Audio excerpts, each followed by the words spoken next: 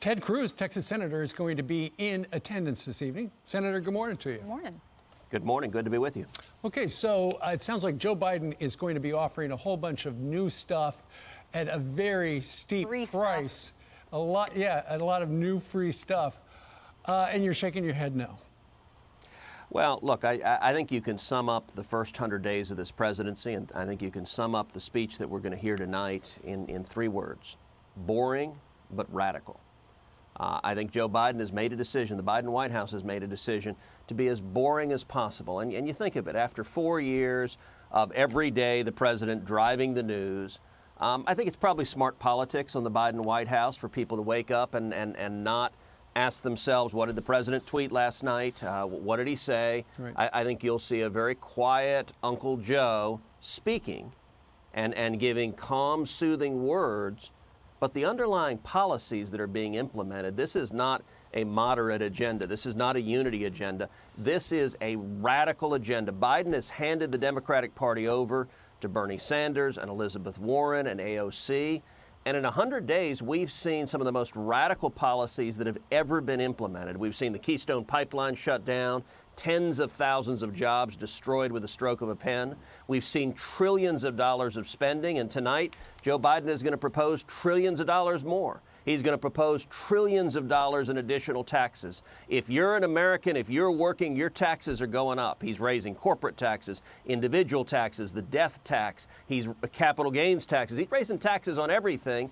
And then the radical plan that I don't expect him to talk about, but it is front and center to his agenda, is to pack the U.S. Supreme Court, to put 4 radical leftists on the court to take away our free speech rights, our religious liberty rights, our Second Amendment rights. This is truly a radical agenda, and I think that's what we're going to see laid out in calm and dulcet tones tonight. You write on FoxNews.com in an op-ed, Biden's State of the Union update. Here is the truth that you won't hear from the president. Explain to the folks who are watching this morning how this really is a trickle-down effect. There is no such thing as a free lunch. They offer all these free things, and you might say, look, I don't own a corporation, so I don't care about the corporate tax, or I don't make millions of dollars, so I don't care if the taxes go up for that class. How does it affect the person who is middle class? Look, there's a very simple cause and effect. If you want jobs, you want low taxes and low regulations. If you look throughout history, when the federal government cuts taxes and reduces regulation, we see more and more jobs and we see wages going up. If you want jobs to go away, it's also a simple cause and effect. You raise taxes, you increase regulation. We just saw this week the new congressional census apportionment.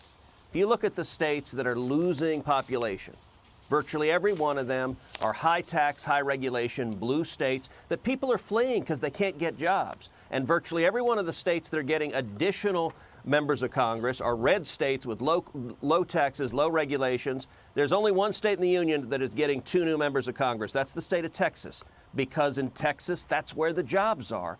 And so, think back to the first year of President Trump's administration, where we came together and we passed the biggest tax cut in modern times. And it produced this economic boom that by 2019, we had the lowest unemployment in 50 years. We had the lowest African-American unemployment ever recorded and the lowest Hispanic unemployment ever recorded. That was incredible success. Now we've gone through a global pandemic. Millions have lost their jobs. And what the radical left, and it's not Joe Biden, it's the socialists like Bernie and AOC who are laying out the agenda. They want massive new taxes, massive regulations. That is going to kill jobs. It's going to drive down your wages. It's going to put you and your kids and your grandkids deeper and deeper in debt.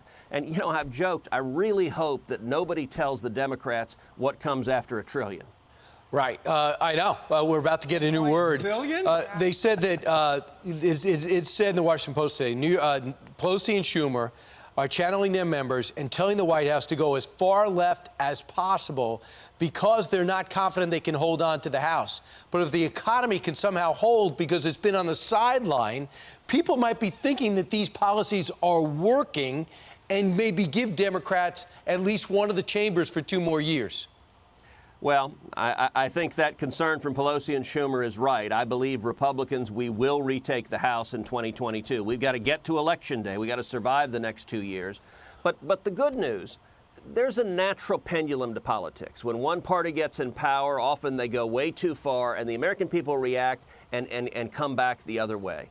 In this instance, Joe Biden is going so far to the radical left that I think we're going to move back towards sanity. I think 2022 is going to be a very good election, and I think 2024 is going to be a very good election. All right, Ted Cruz, thanks so much, Senator. Thanks for writing on FoxNews.com. Appreciate it. Thanks, Senator.